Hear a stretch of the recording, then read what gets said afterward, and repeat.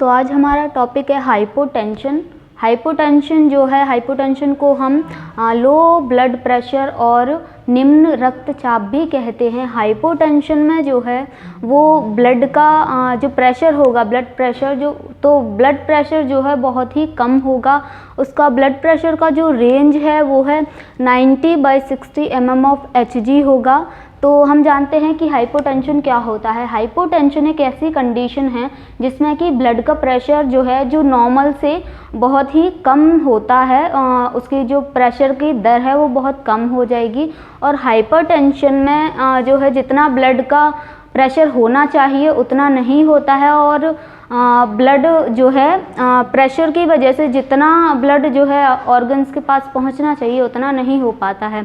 तो इसको हम हाइपोटेंशन कहते हैं। हाइपोटेंशन में ब्लड का जो दर है वो होगा 90/60 mm of Hg। जो नॉर्मल ब्लड प्रेशर होता है उसका रेंज होता है 120/80 mm Hg। बट हाइपोटेंशन में जो है सिस्टोलिक ब्लड प्रेशर का रेंज है वो 90 या फिर उससे भी कम हो जाएगा, और जो डायस्टोलिक ब्लड प्रेशर है वो 60 या फिर 60 से भी कम हो जाएगा।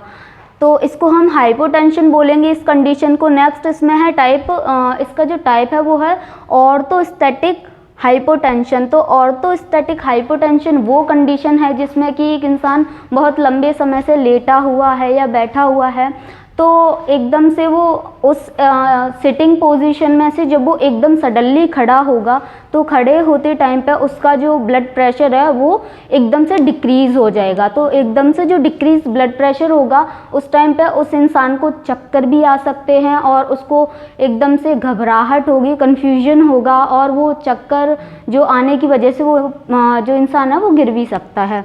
तो इस कंडीशन को हम बोलेंगे सडनली जब हम खड़े होते हैं, रेस्टिंग पोजीशन से एकदम से खड़े होते हैं, या फिर नाइट में हम सो रहे हैं तो एकदम से मॉर्निंग में जब हम उठेंगे, सोती हुई कंडीशन से एकदम जब हम जाग के खड़े होंगे तो उस टाइम पर जो है ब्लड प्रेशर जो है एकदम से डिक्रीज़ हो जाएगा। तो उस कंडीशन को हम बोलेंगे ऑर्थोस्टैटिक हाइपोटेंशन।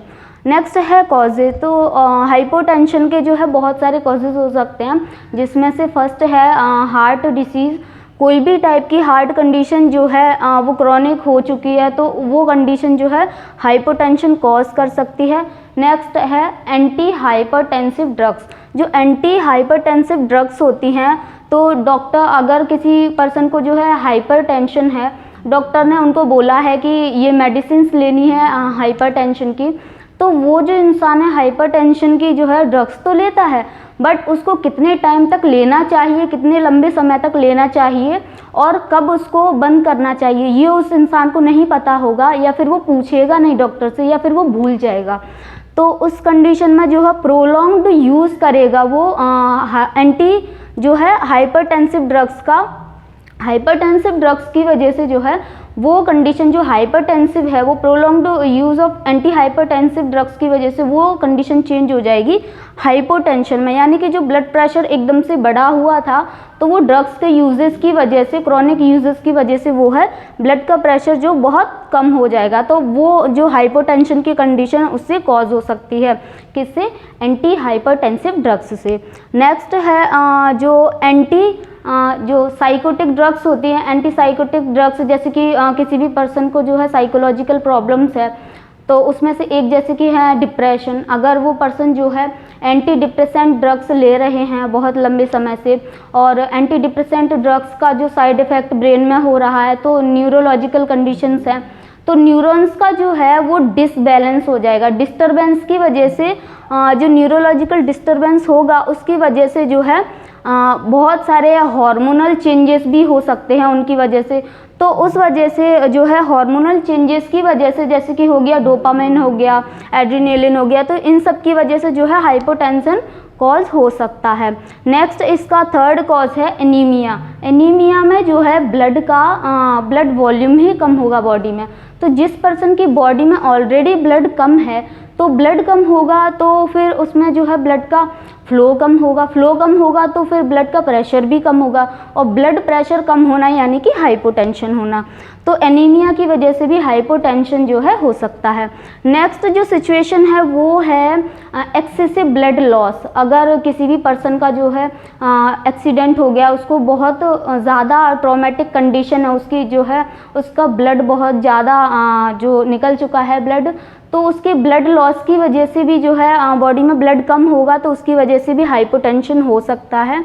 नेक्स्ट कंडीशन आती है बर्न में जो है जो ब्लड है बर्न में, तो जैसे ही बर्न किसी भी इंसान को होगा तो उसमें वाटर जो है, वाटर की कंडीशन क्वांटिटी जो है कम हो जाएगी बॉडी के अंदर। अगर वाटर का लेवल कम होगा बॉडी के अंदर तो ऑब्वियस सी बात है कि जो ब्लड है तो ब्लड का वॉल्यूम भी कम होगा। ब्लड में वाटर वॉल्यूम कम हो गया तो फिर जो ब्लड है, ब्लड में थिकनेस बढ़ जाएगी, वाटर जो है कम होने की वजह से, प्लाज्मा कम होने की वजह से। तो बर्न भी जो है हाइपोटेंशन कॉज कर सकता है। नेक्स्ट है एक्सेसिवली जो है किसी को डायरिया या फिर वॉमिटिंग हो रहे हैं, तो बहुत ज़्यादा डायरिया वॉमिटिंग की वजह से भी हाइपोटेंशन हो सकता है। डायरिया वॉमिटिंग में जो है बहुत ज़्यादा वाटर लॉस होगा, तो फ्लूइड लॉस की वजह से जो है हाइपोटेंशन हो सकता है। अब इसमें बात करेंगे सिम्टम्स की कि कौन कौन से सिम्टम्स जो हैं वो हमें दिखाई देते हैं एक हाइपोटेंसिव पर्सन में। जिस भी पर्सन को हाइपोटेंशन होगा उनमें क्या क्या सिम्टम्स दिखाई देंगे। तो फर्स्ट ऑफ ऑल है कि उस इंसान को जो है चक्कर आएंगे। अगर उसको ऑर्थोस्टैटिक हाइपोटेंशन है उस पर्सन को, तो फिर वो जब सिटिंग पोजीशन में होगा या फिर लेटा हुआ होगा, एकदम से वो जब खड़ा होगा तो खड़े होते टाइम पे उसको एकदम से चक्कर आ जाएंगे और वो गिर भी सकता है।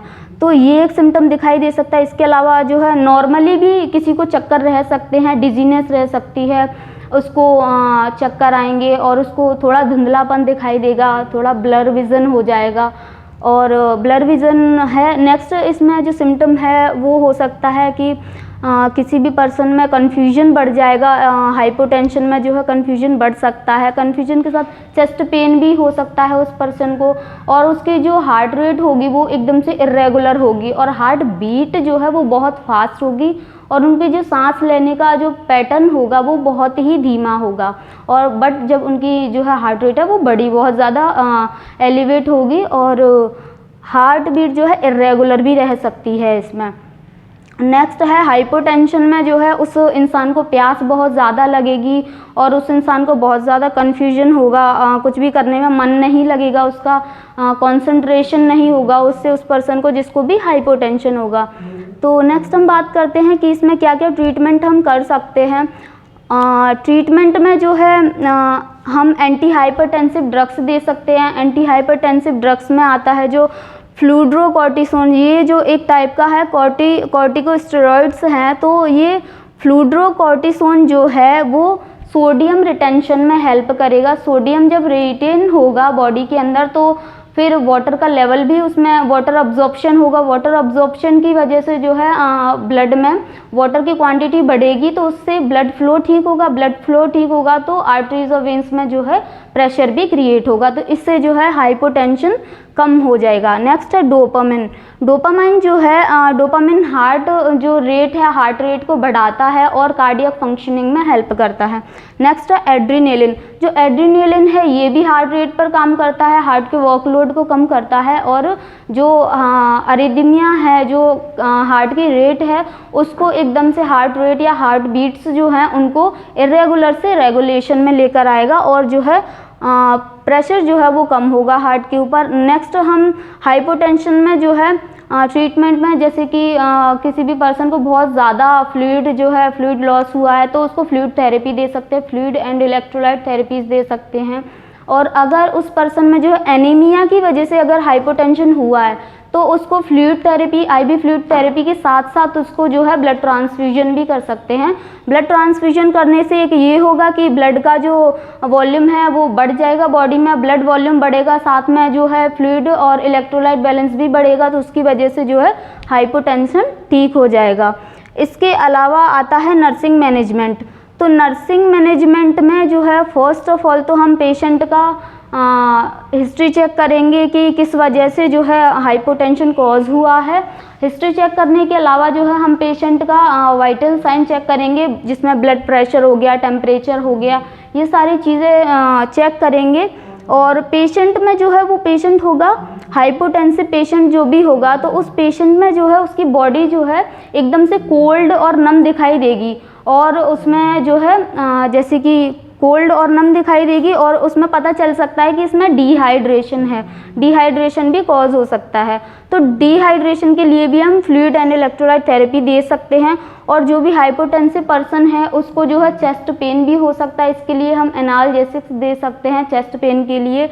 और डिस्निया हो सकता है, उस पर्सन को जो है सांस लेने में दिक्कत हो सकती है, तो सांस लेने की दिक्कत होगी तो उसको ठीक करने के लिए, उसको ट्रीट करने के लिए जो है हम ऑक्सीजन थेरेपी उसको दे सकते हैं, तो ऑक्सीजन थेरेपी दे सकते हैं। नेक्स्ट हम उस पेशेंट को एनकरेज करेंगे कि वो अपनी डाइट में जो है हाई रिचली जो है सोडियम यूज़ करे, यानी कि वो सैलेड खाए, सैलेड में जो है नमक की अपनी मात्रा बढ़ाए। नमक की मात्रा बढ़ाने से जो है सोडियम जो बढ़ेगा लेवल, तो उससे वाटर जो है रिटेन होगा और उससे ब्लड प्रेशर जो है, हाइपोटेंशन जो है वो ठीक हो जाएगा।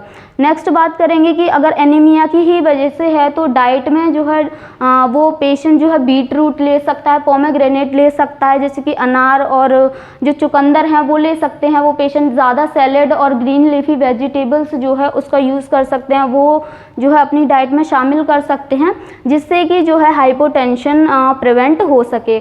और जो भी पेशेंट है अगर वो मेल है और वो क्रॉनिकली जो है अल्कोहल यूज़ करता है, तो हम उसको बोलेंगे कि वो अल्कोहल अवॉइड करे। और अगर जिस भी पेशेंट की एंटी हाइपरटेंसिव जो है ड्रग्स चल रही हैं, एंटी हाइपरटेंसिव ड्रग्स की वजह से अगर हाइपोटेंशन हुआ है तो उसको इमीडिएटली रोकने के लिए कहेंगे।